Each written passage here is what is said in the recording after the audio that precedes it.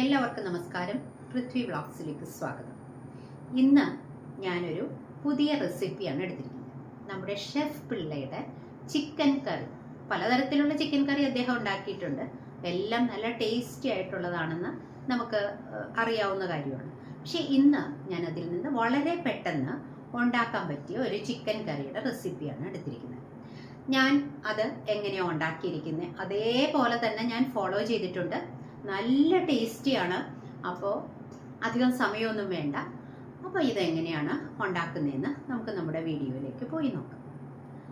പിന്നെ അതിനു മുമ്പായിട്ട് നിങ്ങൾ എൻ്റെ ഈ വീഡിയോ കാണുമ്പോൾ സ്കിപ്പ് ചെയ്യാതെ കാണണം. അതുപോലെ തന്നെ നിങ്ങളുടെ ലൈക്കും ഷെയറും കമൻറ്റും ഒക്കെ എനിക്ക് തന്നേക്കും. അടുത്തൊരു വീഡിയോയിൽ നമുക്കുടനെ തന്നെ കാണുകയും വേണം. ഓക്കെ, അപ്പോൾ വരൂ നമ്മുടെ കിച്ചണിലേക്ക്. ഇവിടെ ആവശ്യമുള്ള സാധനങ്ങളൊക്കെ ഞാൻ എടുത്തു വെച്ചിട്ടുണ്ട്. പിന്നെ ഓരോന്നും ആഡ് ചെയ്യുമ്പോൾ വിശദമായിട്ട് പറയാം. ആദ്യമേ തന്നെ ഒരു പാൻ അടുപ്പത്ത് വെച്ചിട്ടുണ്ട്. നോൺ സ്റ്റിക്ക് പാനാണ് ഞാൻ എടുത്തിരിക്കുന്നത്. ഇതിലേക്ക് ആവശ്യത്തിനുള്ള വെളിച്ചെണ്ണ ഒഴിച്ചു കൊടുത്തു. സ്റ്റൗ ഓൺ ചെയ്ത് മീഡിയം ഫ്ലെയിമിലേക്ക് ആക്കി വെച്ചിട്ടുമുണ്ട്. വെളിച്ചെണ്ണ ഇപ്പോൾ ചൂടായി വന്നിട്ടുണ്ട്. അതിലേക്ക് ചെറിയ ഉള്ളി നേരത്തെ ക്ലീൻ ചെയ്തൊക്കെ വെച്ചിരുന്നതാണ്, കഴുകി വെച്ചിരുന്നതാണ്.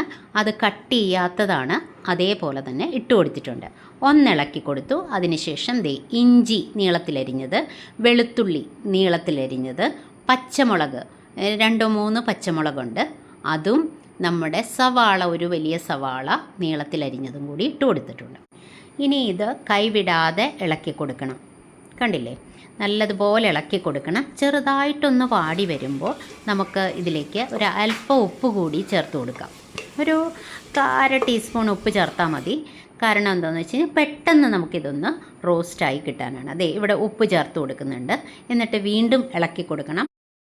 ഇനി മസാലപ്പൊടികൾ ചേർത്ത് കൊടുക്കാം. 1/2 ടീസ്പൂൺ മഞ്ഞൾപ്പൊടി, ഒരു 1.5 ടീസ്പൂണോളം മുളക് പൊടി. ഇത് ഹോട്ട് ചില്ലി പൗഡറും കാശ്മീരി ചില്ലി പൗഡറും കൂടെ മിക്സ് ചെയ്തിട്ടാണ് ഞാൻ ചേർത്ത് കൊടുക്കുന്നത്. പിന്നെ മല്ലിപ്പൊടി, ഇത് 1 ടീസ്പൂൺ മല്ലിപ്പൊടിയും ചേർക്കുന്നുണ്ട്. പിന്നെ ഇതൊക്കെ വേണമെങ്കിൽ കുറച്ച് അങ്ങോട്ടും ഇങ്ങോട്ടുമൊക്കെ കൂട്ടുകയോ കുറയ്ക്കുകയോ ഒക്കെ ചെയ്യാം. ഓരോരുത്തരുടെ എരിവിന് ആവശ്യമുള്ള ഇത് ചേർത്ത് കൊടുക്കാം. കണ്ടില്ലേ, നല്ല ഒരു കളർ വന്നിട്ടുണ്ട്. നല്ലപോലെ ഇളക്കി കൊടുത്തു. ഇനിയും ഇതിലേക്ക് നമ്മൾ കഴുകി വൃത്തിയാക്കി വെച്ചിരിക്കുന്ന ചിക്കൻ്റെ പീസസാണ് ഇട്ട് കൊടുക്കുന്നത്. അത്ര അധികം വലുതല്ല, ഒരു കറിക്ക് വേണ്ടിയിട്ടുള്ള പാകത്തിനാണ് കട്ട് ചെയ്തെടുത്തിരിക്കുന്നത്. ഒരു 1/2 കിലോ, അതായത് 500 ഗ്രാം ചിക്കൻ പീസസ് ഇട്ട് കൊടുത്തിട്ടുണ്ട്. നല്ലതുപോലെ ഇളക്കി കൊടുക്കണം. ഇതിൽ നമ്മളിപ്പോൾ വെള്ളമൊന്നും ചേർക്കുന്നില്ല. നല്ലതുപോലെ ഇളക്കി ഒന്ന് യോജിപ്പിച്ച് കഴിയുമ്പോൾ നമ്മളിവിടെ കട്ട് ചെയ്ത് വെച്ചിരുന്നു 2 ഉരുളക്കിഴങ്ങ്, പൊട്ടറ്റോ. അത് ഒരു മീഡിയം സൈസാണ്, തൊലിയൊക്കെ കളഞ്ഞ് കട്ട് ചെയ്ത് വെച്ചതാണ്. അത് ഇതിലേക്ക് ഇട്ട് കൊടുത്തു. ഇനി നല്ലതുപോലെ ഇളക്കി കൊടുക്കണം. ഇപ്പോൾ നമ്മൾ ഈ ഉരുളക്കിഴങ്ങ് വേവാനുള്ള വെള്ളം ഒന്നും ചേർത്ത് കൊടുക്കുന്നില്ല. ഇത് നല്ലതുപോലെ ഒന്ന് മിക്സ് ചെയ്ത് കൊടുക്കുന്നേ ഉള്ളൂ. ശരിക്കും പറഞ്ഞാൽ ഈ ചിക്കനിൽ നിന്ന് ധാരാളം, ഇപ്പോൾ ബ്രോയിലർ ചിക്കൻ അല്ലേ, അതിൽ നല്ലതുപോലെ വെള്ളമുണ്ട്. അപ്പോൾ അതിൽ നിന്ന് വെള്ളം ഇറങ്ങിയിട്ട് വേണം നമ്മുടെ പൊട്ടറ്റോ വേവാനായിട്ട്. ഇത് ഇളക്കി കഴിയുമ്പോൾ ഒരു ടൊമാറ്റോ കട്ട് ചെയ്ത് വെച്ചിട്ടുണ്ടായിരുന്നു, അതിതിൻ്റെ മുകളിലേക്ക് ഇട്ട് കൊടുത്തു. ഇനി ഇളക്കേണ്ട ആവശ്യമില്ല. ഈ ടൊമാറ്റോ ഒന്ന് സോഫ്റ്റായിട്ട് വരണം. കുറച്ച് കറിവേപ്പില കൂടി മുകളിലിട്ട് കൊടുത്തിട്ടുണ്ട്. ആവശ്യത്തിന് ഉപ്പ് കൂടി നമ്മളിതിൽ ചേർത്ത് കൊടുക്കുന്നുണ്ട്. അതിതിൽ റെക്കോർഡായിട്ടില്ല. പിന്നെ നമ്മൾ ഇനി ഇളക്കേണ്ട ആവശ്യമില്ല. പാൻ അടച്ച് വെച്ചാൽ മാത്രം മതി. കുറച്ച് സമയം വെയിറ്റ് ചെയ്യാം. അപ്പോഴത്തേക്കും ചിക്കനിൽ നിന്നുള്ള വെള്ളം ഇറങ്ങി. കണ്ടോ, നമ്മൾ വെള്ളം ഒന്നും ആഡ് ചെയ്തിട്ടില്ല, പക്ഷേ ഇതിനകത്ത് വെള്ളം വന്നത് കണ്ടോ. അപ്പോൾ ചിക്കനിൽ നിന്നുള്ള വെള്ളം ഇറങ്ങി ഈ പൊട്ടറ്റോ നല്ലതുപോലെ വെന്ത് വന്നിട്ടുണ്ട്. എന്നാൽ ഉടഞ്ഞു പോയിട്ടുമില്ല. അതുപോലെ തന്നെ ഈ ടൊമാറ്റോയുടെ പീസസും നല്ലതുപോലെ വെന്ത് വന്നിട്ടുണ്ട്.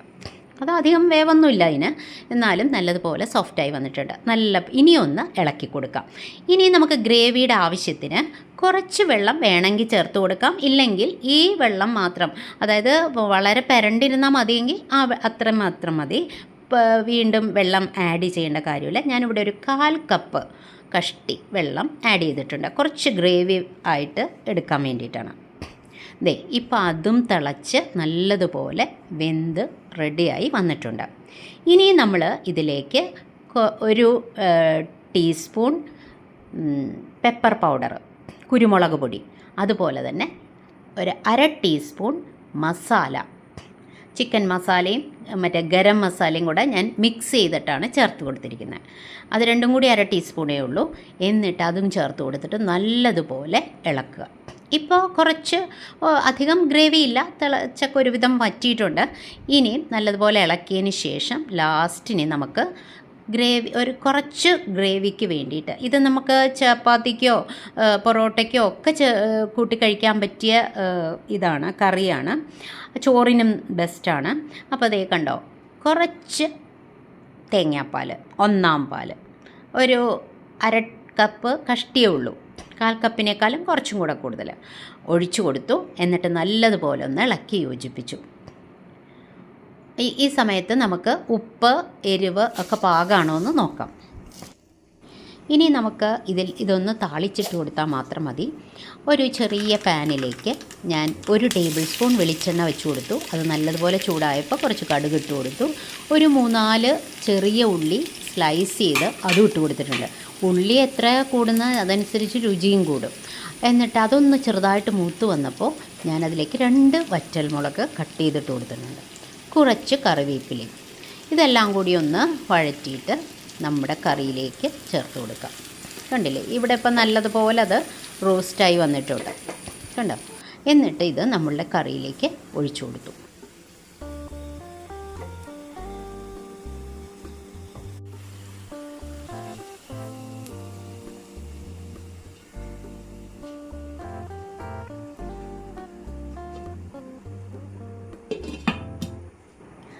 അതിൻ്റെ അടപ്പ് വെച്ച് 2 മിനിറ്റ് ഒന്ന് അടച്ചു വെച്ചേക്കാം.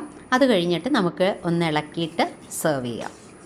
ഓക്കെ, അടപ്പ് തുറന്നപ്പോൾ തന്നെ നല്ലൊരു മണം വരുന്നുണ്ട് കേട്ടോ. നല്ലൊരു, നമുക്ക് ഭയങ്കരമായിട്ട് കൊതി തോന്നുന്ന തരത്തിലുള്ളൊരു മണമാണ് വരുന്നത്. സൂപ്പർ ടേസ്റ്റായിരിക്കും. ഇനി ഞാനിവിടെ സെർവിങ് ഡിഷിലേക്ക് പകർത്തുകയാണ്. ഇതിപ്പം ചോറിനാണ് ഇപ്പോൾ ഉപയോഗിക്കുന്നത്. ചപ്പാത്തിക്കും പൂരിക്കും പൊറോട്ടയ്ക്കും ഒക്കെ പറ്റിയ കറി തന്നെയായിട്ടാണ് ഉണ്ടാക്കിയിരിക്കുന്നത്.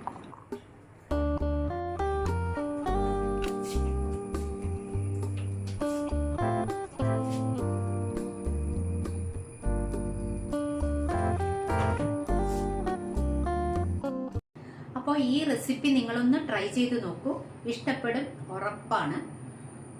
അപ്പോൾ അടുത്ത വീഡിയോയിൽ നമുക്ക് കാണാം. Thank you.